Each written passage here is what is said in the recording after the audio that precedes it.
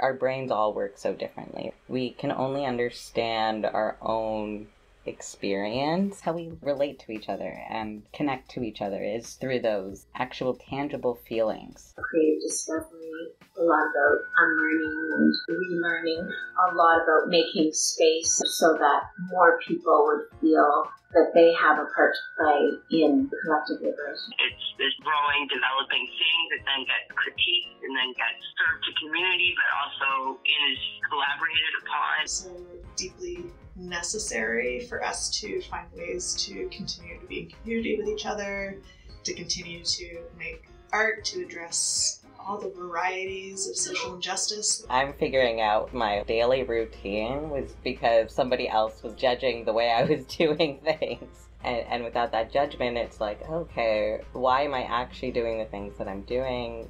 Am I actually doing it because I want to do them, or I have to do them, or because somebody made me feel that way? You just can't bury dark history. We have to acknowledge when things go wrong and move towards a solution. Of course, they're not going to be ever the same again, but there is a way to move forward and transition into something new. We're still not doing it perfectly. Making mistakes along the way, it's important to put those out there so that you're able to have discussions with them and take away some of that power and give some of the power back to the people that it ends up being built on the past. I listen to conversations so intently, it's like I'm experiencing it in my whole body. There's so much wisdom that the city can actually learn from. Lessons around reciprocity, lessons around sharing space together across difference, lessons around learning from our vocabs, and lessons about like what it takes to listen to each other. There's a term in disability justice, body minds, from Indigenous values and teachings. Our minds and bodies are one entity, they're not separate. So there's different sensations that we experience when we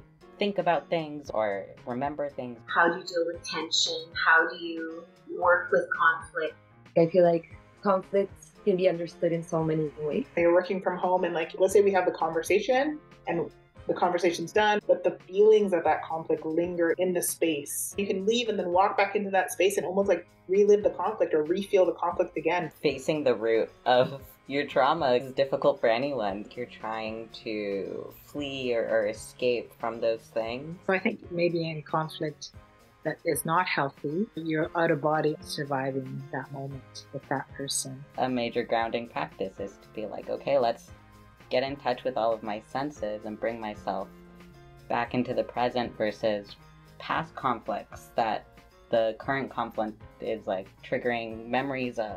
People always ask about what happened, not how you felt. Conflict is conflict for a reason. It's not only a conflict that's happening to this person in front of you or with you. It's like it brings up so many other things that you experienced in the past as well. What happens to people who have experienced great suffering, who have been discarded? It's thinking about our bodies in a holistic sense. Our emotions impact our hormones, impact our endorphins, impact our body chemistry. When we are experiencing these feelings and these sensations, they are so rooted in our emotions and our memories and the mindset we were in when we experienced those memories. We remember it as we experienced it with the understanding of our childhood selves. Is there a way to reach a place of feeling of remediation and growth again?